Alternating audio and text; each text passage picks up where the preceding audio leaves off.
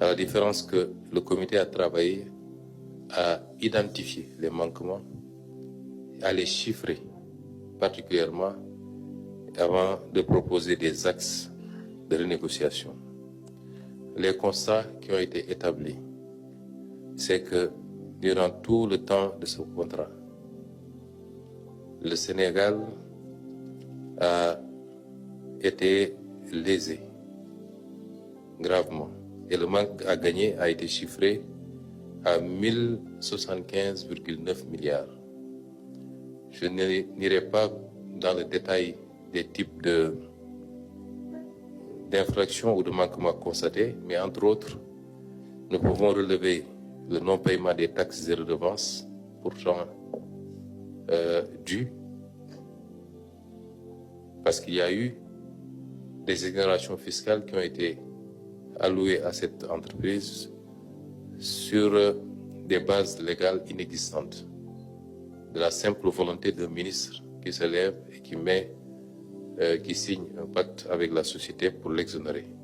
Je rappelle qu'au Sénégal, et peut-être comme partout dans le monde, l'exonération ne peut découler que de la loi, et uniquement de la loi. Et même dans ce schéma-là, les redevances n'étaient pas concernées. Et tout ceci constitue des manques à gagner substantiels. Aussi bien pour les avantages fiscaux et douaniers indus, mais également, il y a eu des opérations qui ont privé l'État du Sénégal de sa participation dans ces sociétés, sur des bases erronées et fausses. Peut-être que de manière beaucoup plus ponctuelle, nous aurons le temps, les ministères sectoriellement auront le temps de revenir sur ces questions de manière détaillée, mais l'État du Sénégal était actionnaire, est passé presque d'actionnaire unique, en tout cas principal, à être totalement expulsé de l'actionnariat pour revenir se faire réattribuer une participation de 15%.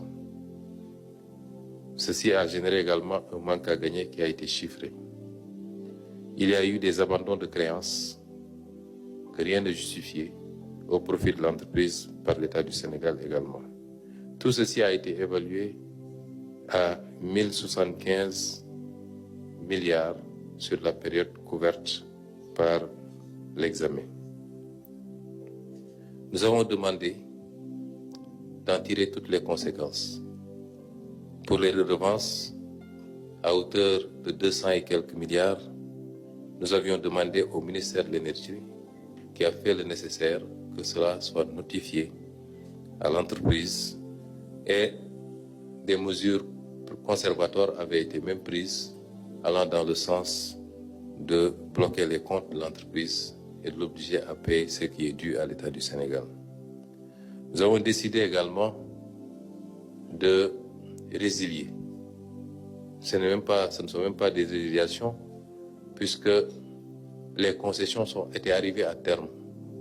Et j'avais demandé à M. le ministre de notifier aux ICS notre décision de ne pas renouveler aussi bien les concessions minières, les 3 concessions minières, que la convention d'établissement pour l'industrie.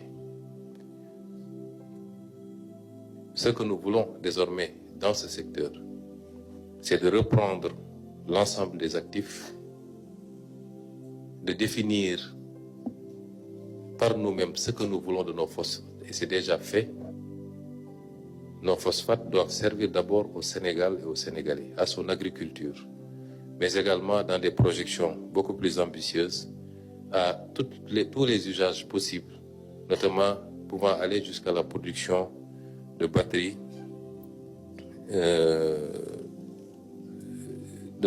LFP comme on les appelle. C'est ça les décisions que nous avons prises par rapport à ce secteur.